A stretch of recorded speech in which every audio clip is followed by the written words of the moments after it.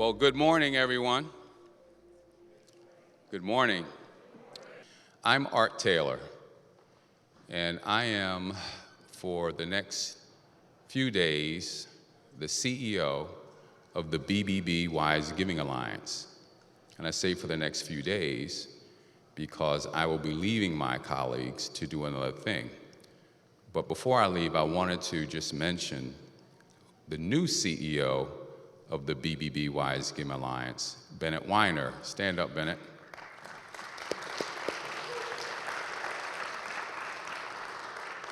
Bennett and I have worked together for more than 24 years, and I'm so excited for him to take on this new role. And, you know, everybody wants to know, well, what am I going to be doing next? And I'll tell you today that on April 1st, I will be the new CEO of the Association of Fundraising Professionals. Thank you. And I wanted to acknowledge the chair of that organization, Roger Ali. Roger, stand up, please. Great to have you here, and also the team from AFP. I also wanted to just thank the BBB Wise Giving Alliance for making this happen. If the staff, any staff members are here, please stand up.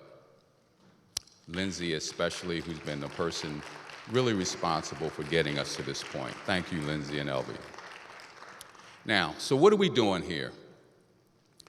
Well, the Institute for the Future is an organization that I have the pleasure of serving on the board of. And I have now about a 15-year relationship with this organization that's actually changed my life, because it's helped me to live with one foot in the present and maybe a half a foot into the future. But imagine having a job where you spend your whole day thinking about what's likely to happen or may well happen in a decade. What a fun job that would be. And that's what you're going to experience today. You're going to experience the result of that work that these people do at the Institute. And I have to tell you, I saw this event in San Francisco, and when I saw it, I said, we have to bring it to New York City so some other people can get an opportunity to experience this and how timely it is.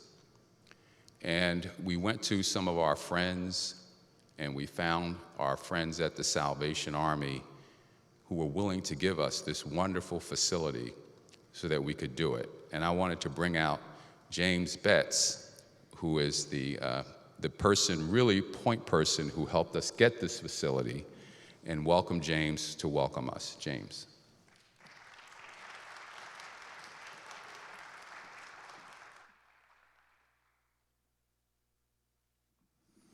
It's never good for your ego when they have to lower the microphone for you.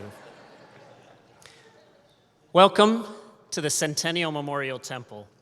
The Salvation Army, what I consider the crown jewel here in this country of Salvation Army facilities, actually built by Evangeline Booth, the daughter of the founder of the Army, in 1929. So we're getting close to our centennial celebration of the Centennial Memorial Temple. If you think about the year 1929, there are some similarities to what we're living through right now. It was a time of great upheaval and change, marked most poignantly by the crash of the stock market of that year. In the midst of that, the Salvation Army doubled down on their commitment to make sure that in New York City, those who are marginalized, those who are most easily dismissed, would not be forgotten. And so this building was built along with the campus around it. You would see our divisional headquarters next door, which was originally our national headquarters. And then you are sitting underneath and in front of the Markle residence, which was built for young women coming into the city. It was one of the earliest efforts of anti-human trafficking here in the city. So it's a great history that you are part of here. We welcome you for a conversation. As a part of the Salvation Army, we're wrestling with what kind of days are we living in, and what will it mean for our mission? You may know that our mission is to preach the gospel of Jesus Christ and to meet human needs in his name without discrimination. Each of you, as fellow nonprofit leaders, come here with your own mission and your own desire to serve your neighbors. So what does this all mean for you? I was going to use my phone for my notes, but Copilot kept jumping up saying, "Do you want a summary of your notes?" Very ironic. So I kept it in my pocket, which may be part of what we do at times as we think about this. Our goal is not to be salespeople for AI. Our goal is to help facilitate a conversation about what is happening in our world and what it might mean for our future. We're thrilled to do that. We're thrilled to invite you to come along that journey with us, and we look forward to wrestling with not only the exciting things that are coming, but maybe some of the things we're a little bit nervous about. We can't wait. We're glad that you're here with us. Welcome to the temple. God bless you. And now I'm going to bring Marina Gorbis, the CEO of the Institute for the Future, to the stage. And as she's coming up, I also want to thank our partners who helped make this happen, and especially Margaret Margaret's helping us from GoFundMe to make sure that we had lunch today, and she's been a wonderful partner. Margaret Richardson, thank you. Good morning, everyone. Good morning. Yeah, all right, better. I'm Marina Gorbis. I'm Executive Director of the Institute for the Future. And first, I want to thank Art, our amazing board member, for insisting that we come and bring this to you from the Bay Area. And also thank you to James Betts for offering this amazing space. I've never been here, and it's truly, truly remarkable. So I came to the Institute in 1998, very last century. And I just wanted to see how many people are familiar with the Institute, been to the Institute, taken our trainings. It's dark here. Quite a few. Now, how many of you have been to our offices where we're up on Sand Hill Road? Very few. So when I joined the Institute was on Sand Hill Road in Palo Alto, and for those of you who know, that's kind of Wall Street of venture capital. But there's a story there because we were actually the first tenants on Sand Hill Road, a nonprofit, a public civic organization.